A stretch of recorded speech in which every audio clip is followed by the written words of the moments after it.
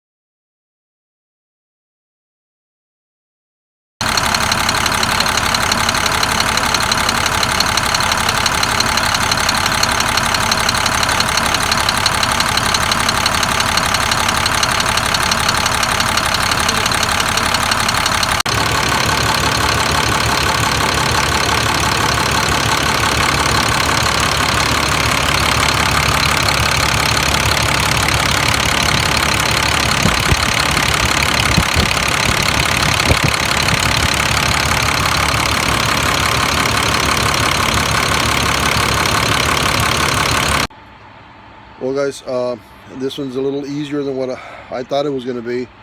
As we were taking it apart, all I did was loosen all the valve cover, kind of lift the valve cover off, break the seal off of the gasket, pull the valve cover out, and I decided to just go ahead and start the bus.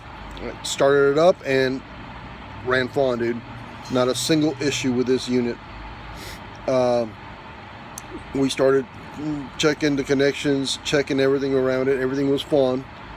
So as soon as we apply pressure to the back part of the valve cover gasket, since the connections for the injectors and the ICP valve go through the actual valve cover gasket, as soon as we apply pressure to the back part of it, engine starts to foul out, miss. I don't know, we're losing an injector, or ICP is not reading the pressures correctly, or something. We're losing a connection somewhere.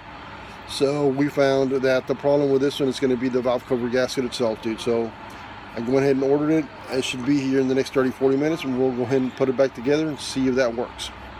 All right, guys.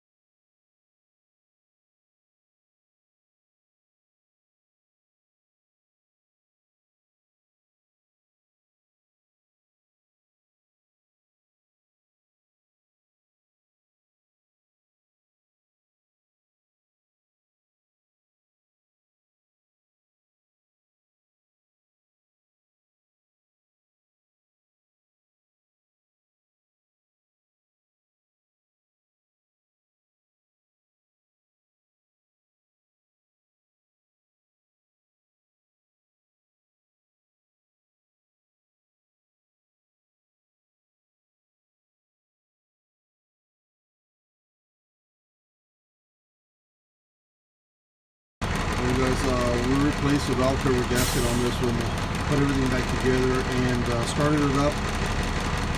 It still has a small little surge miss.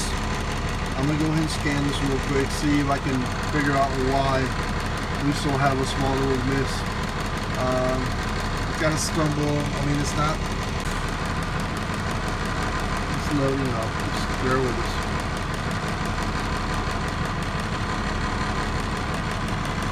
Okay guys, exhaust back pressure, both spec is going active and inactive.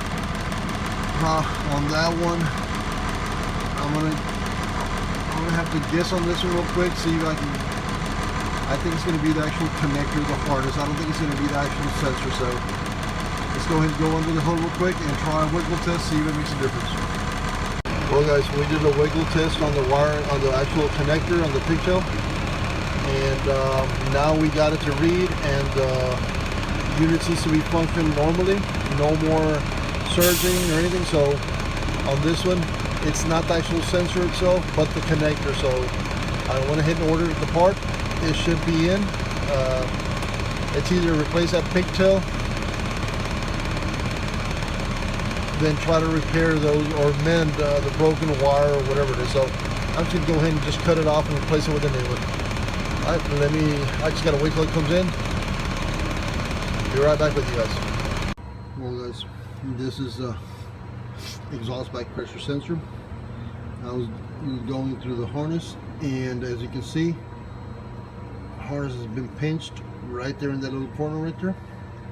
And when I do a wiggle test, as soon as I kind of push the wire inward, wires will touch together, and the check engine light or the code actually goes to inactive. As soon as I let it go, it goes back to active. So I'm gonna go ahead and replace this little pigtail. This is what the dealer sent us.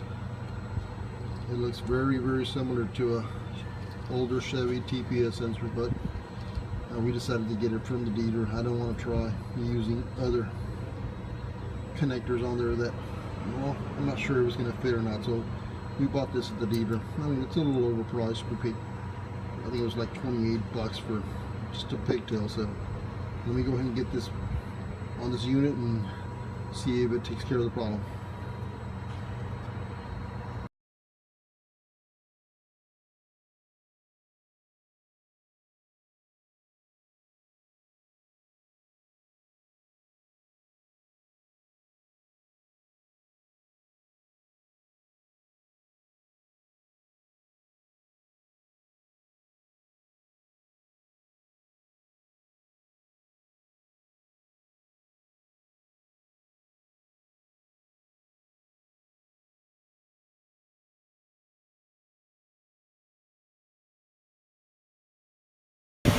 I don't know if you can see this, but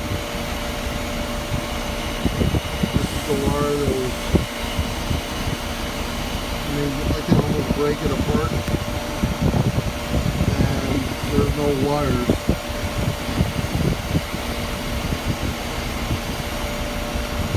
So this is the real issue. This little pigtail was causing all that stumbling and missing. We found that we just stumbled onto it, dude. I mean, it's not something we run into a lot. In this case, it just so happened when we wiggled it, it would have functioned, and then that's how we actually came about finding what the issue, the problem was. So, got it repaired, got it replaced, and the unit seems to be functioning properly. So, we're going to go ahead and send it back out on route, and hopefully the driver doesn't complain, and consider this a fix. Alright guys, thanks for watching.